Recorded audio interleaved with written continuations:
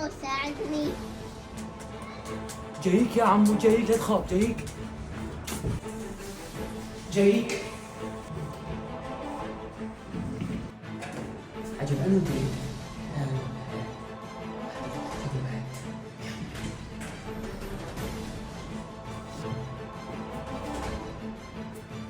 يا عمو خير، شو بك؟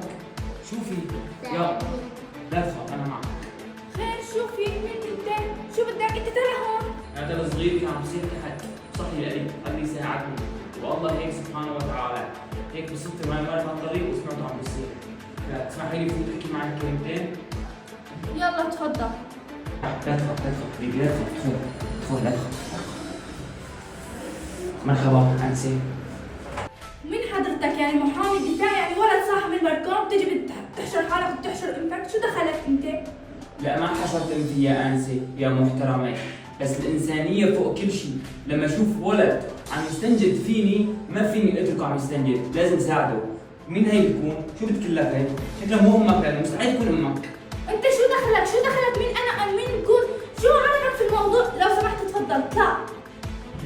عفوا أنا ما سألتك إليك، سألت الصغير. هي مين بتكون؟ مرت أبوي. مرت أبوك؟ ايه مرت ابوك؟ ها عرفت، خلص ارتاح ضميرك، فيك تتفضل وتروح. لا والله يا مدام، ضميري ما ارتاح حتى أعرف كل القصة وبالتفصيل كمان، ليش الولد عم يبكي وليش ما عم يسوي؟ قل لي ليش أنت كنت خايف منه؟ أنا عم بضربه وبعذبه. عم تضربك وتعذبك؟ انت شو دخلك؟ بضربه بعذبه؟ انت ايش دخلك؟ شو دخلك؟ لا دخلوا أنت ما فيك تضربيني.